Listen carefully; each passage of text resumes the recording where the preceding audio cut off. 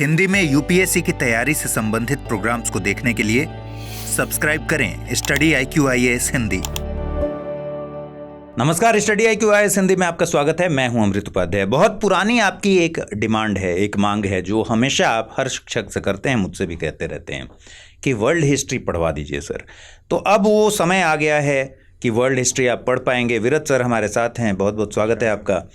और ये प्रोग्राम दरअसल शुरू हो चुका है, तो अभी क्या योजना है वर्ल्ड हिस्ट्री को लेकर और अभी तक क्या हो गया है? 3 क्लास हो चुके हैं सर वर्ल्ड हिस्ट्री में, और डिमांड्स इस समय थोड़ी ज़्यादा भी आ रही थी क्योंकि अभी देखा जाए तो मेंस के एग्जामिनेशन भी आगे लगे हुए हैं 2025 के। वर्ल्ड हिस्ट्री टॉपिक मेंस का ही है, लेकिन अभी जो ज्वाइन करेंगे उनका कुछ छूटा नहीं, क्योंकि पहला जो लेक्चर हुआ था वो इंट्रोडक्शन रहा, जिसमें मैंने पूरा ये बताया कि सिलेबस क्या है और इसकी अप्रोच कैसे होगी। और इनफैक्ट मैंने उसमें ये भी बताया कि प्रीवियस ईयर क्वेश्चंस कब कितने आए हैं और उनको कैसे आप देख सकते हैं कि स्टडी जब करेंगे तो उसको कैसे हम क्वेश्चन को सॉल्व करें। इसके अलावा एक टॉपिक हो गया है जो है पुनर्जागरण। इम्पॉर्टेंट टॉपिक है, हालांकि ये कह सकते हैं कि आधार है पूरे वर्ल्ड हिस्ट्री का। यहाँ से इतिहास जो है, विश्व का इतिहास जो है, वो समझ वहाँ से शुरू होती है। तो अभी बहुत कुछ आगे है, टॉपिक तो बहुत सारे हैं, करीब 15 एक चैप्टर्स अभी हैं उसमें। तो उसमें पहला चैप्टर हम कहें कि हो चुका है। और अब ये टाइमिंग वगैरह क्या है, कब कब योजना है इसको पढ़ाने की? लाइव पढ़ाएंगे, रिकॉर्डेड पढ़ाएंगे? थोड़ा खुलकर बताना होगा सर। मैंने तो प्लान किया था कि रिकॉर्डेड पढ़ाएंगे, क्योंकि थोड़ी पेड क्लासेस में भी बिजी रहा मैं, तो समय का थोड़ा सा अभाव था। लेकिन पर्सनली टेलीग्राम पे कुछ बच्चों ने बोला कि सर एक बार लाइव आइएगा तो इंटरेक्शन होता है, कुछ क्वेश्चन होते हैं तो हम उसी समय पूछना चाहते हैं, वरना अगले दिन हम पूछेंगे फिर डिले हो जाता है तो रिदम नहीं बन पाता है। तो मैंने आज की क्लास, जब मैं रिकॉर्ड कर रहा हूँ ये वीडियो आपके साथ में, तो मैंने लाइव किया नहीं, एक क्लास लाइव हुआ। ठीक है। और अब उनके कहने से लाइव आगे करने का पूर्ण प्रयास रहेगा। लेकिन इसमें ये भी ईमानदारी से मैं बता दे रहा हूँ, क्योंकि कभी कभी इंगेजमेंट ऐसी हो जाती हैं कि उस समय लाइव उपलब्ध नहीं पा पाती। तो ये मेरा वादा ज़रूर है कि आपको क्लास मिलेगी, मोस्टली लाइव, और जब कभी हम लाइव नहीं आ पाए तो रिकॉर्डेड। और अंदाजन कितनी क्लासेस लगेंगी इसको पूरा करने में? मेरी ख्याल से 25 to 30 क्लासेस हम लेंगे। ठीक है। वर्ल्ड हिस्ट्री की इम्पोर्टेंस को लेकर बहुत बार बात होती है, और यूपीएससी में क्या वेटेज है इसका, लेकिन यूपीएससी के भीतर भी अगर बात करें कि विभिन्न सब्जेक्ट्स को समझने में इसकी क्या भूमिका है जी। सिर्फ वर्ल्ड हिस्ट्री को आइसोलेटेड वे में नहीं समझ सकते कि वर्ल्ड हिस्ट्री का उपयोग क्या है। मतलब यूपीएससी जितने नंबर्स के क्वेश्चन पूछता है उससे इसकी उपयोगिता सिर्फ साबित नहीं होती, बल्कि बाकी विषयों को समझने में भी है। उस पर थोड़ा बताइए आप। देखिए सर, सही कहा आपने। 2 चीज़ें हैं इसमें। एक तो ये है कि कोर यूपीएससी में आता है यहाँ से टॉपिक या नहीं आता है, और हम उस पॉइंट ऑफ व्यू से पढ़ें या ना पढ़ें, क्योंकि हमें अंक कमाने हैं। और दूसरा ये है कि कोई ज़रूरी नहीं है कि डायरेक्ट क्वेश्चन आए, लेकिन उसकी रिलेवेंसी हो।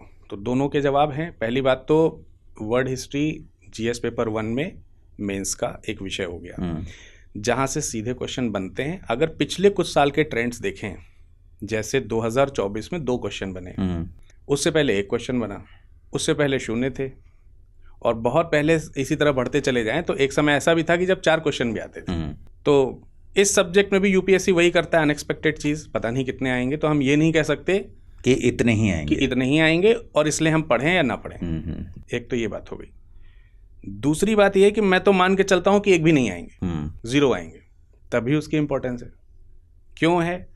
क्योंकि विश्व इतिहास को अगर हम समझें तो विश्व इतिहास हमें पढ़ना ही क्यों होता है? उसका रीज़न ये है कि इंडिया की हिस्ट्री, भारत का जो इतिहास है, उसको केवल भारत ने ही तो इन्फ्लुएंस किया नहीं है। अगल बगल के जो दूसरे देश हैं, यूरोप है, अमेरिका है, इन सब लोगों के कारण भारत का इतिहास प्रभावित होता है, खास तौर से आधुनिक भारत का जो इतिहास है।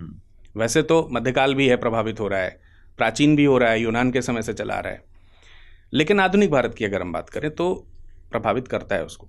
तो भले ही यूपीएससी में क्वेश्चन नहीं आया वर्ल्ड हिस्ट्री का, लेकिन पढ़ना तो पड़ेगा, क्योंकि आपको समझ ही तब विकसित होगी इंडियन मॉडर्न हिस्ट्री की जब आप वर्ड में समझ रहे हो। जैसे एक उदाहरण से दें तो ये ज़्यादा क्लियर होगा। उदाहरण ये है कि मान लेते हैं कि भारत में अंग्रेज आए, औपनिवेशिक शासन उनका हुआ हम्म, और उन्होंने यहाँ की जो छोटी मोटी जो कारोबार व्यवस्था थी या जो बड़ी इंडस्ट्रीज थी उसको ख़त्म कर दिया एक प्लान के वे में। क्वेश्चन ये हुआ कि क्यों?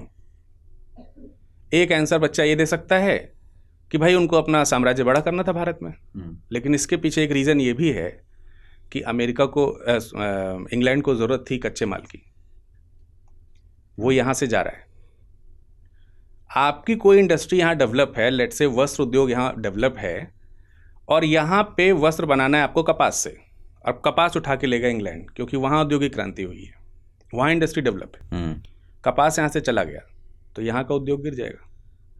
तो अब हम कैसे समझेंगे कि यहाँ का उद्योग क्यों गिरा? इसके लिए हमें समझना पड़ेगा कि इंग्लैंड की औद्योगिक क्रांति की क्या महत्वता है। बिल्कुल, तो ये कनेक्ट है।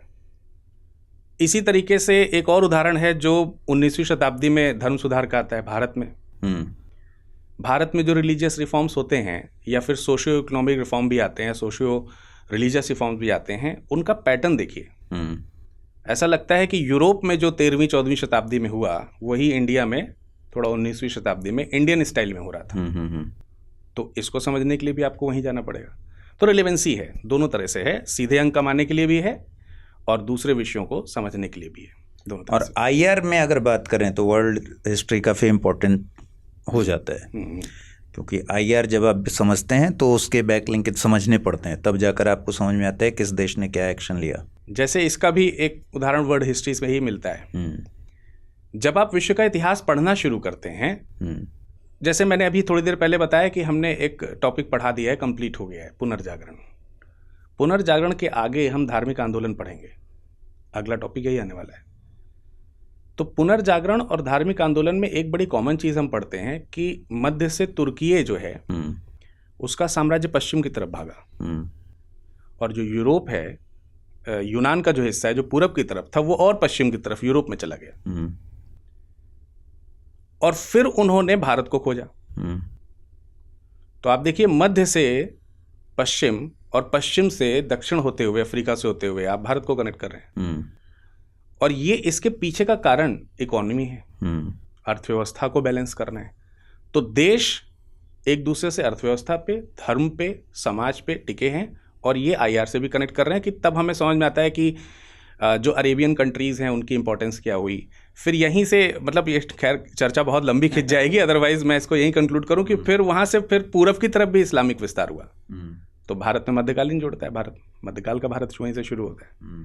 तो ये उस समय का आईआर है और इसको आज के आईआर से भी इसी तरीके से कनेक्ट चाहें तो कर सकते हैं। ठीक है, तो आप 25 क्लास के आसपास इस पूरे वर्ल्ड हिस्ट्री वाले पार्ट को लेकर जाएंगे। इसमें ये कक्षाएं मंडे टू सैटरडे रहेंगी या मंडे टू फ्राइडे? अभी तो मंडे टू सैटरडे है, मंडे टू सैटरडे, क्योंकि मैं चाहूँगा कि कुछ बच्चों की ये डिमांड है, क्योंकि मैं पहले भी बोल दिया कि आगे एग्ज़ाम लगा है कुछ लोगों का जो सेल्फ स्टडी कर रहे हैं, तो जल्दी ख़त्म करना होगा। तो मैं चाहता हूँ कि वो जल्दी ख़त्म हो जाए, तो पूरे वीकडेज में हम उसको पढ़ाएंगे।